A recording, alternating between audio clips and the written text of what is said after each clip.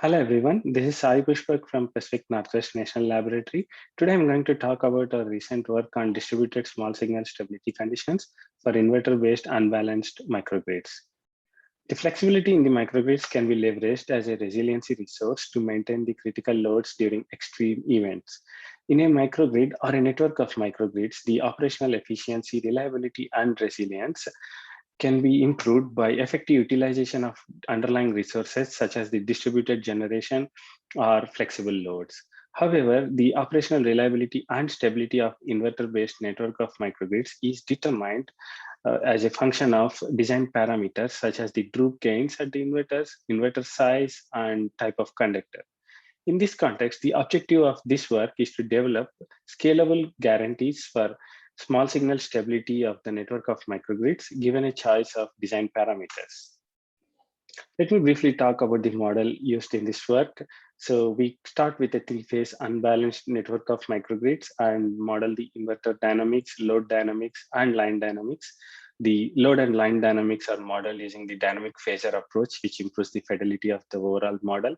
And the resultant nonlinear model is linearized around a operating condition to obtain the small signal model, where mu indicates the choice of design parameters.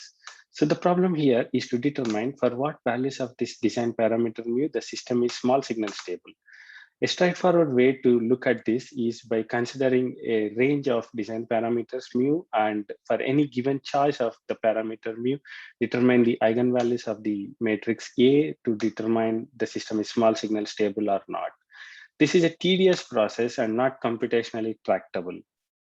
So to overcome this, we developed this distributed parametric stability constraints by reformulating this problem of checking the eigenvalues of the matrix A as a Lyapunov equation, where it boils down to finding the existence of this matrix P and Q. However, this is again not an easy problem to solve in general. So to overcome this, we exploit the network structure and also consider some relaxations on the matrix Q, which leads to this Q tilde matrix. And we see that by exploiting the network structure and relaxations on Q, it leads to a block diagonal structure for P and Q tilde matrices, where each of these block diagonal corresponds to a line in the system.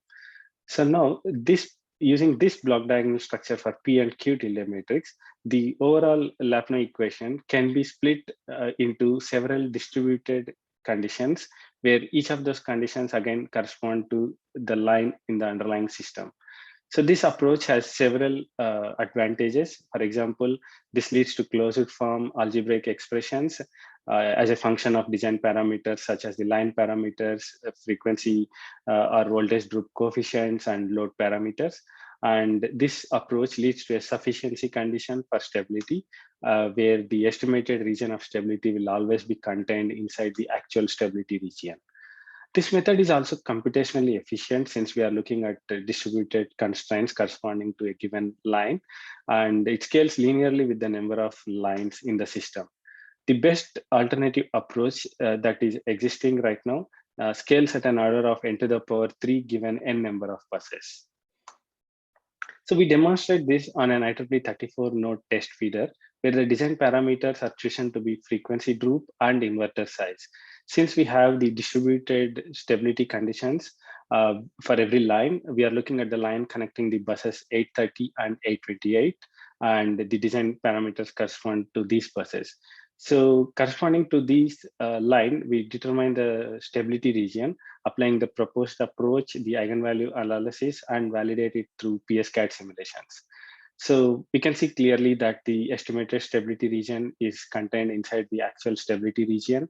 And we further verify the stability here by creating a load disturbance at one of the loads with a choice of design parameters outside the stability region, which leads to instability in the system, and the design parameters inside the stability region, which leads to a post disturbance value. So that's all we have for today. And feel free to reach out to me if you want to discuss more or have any questions. I'll be happy to talk. Thank you.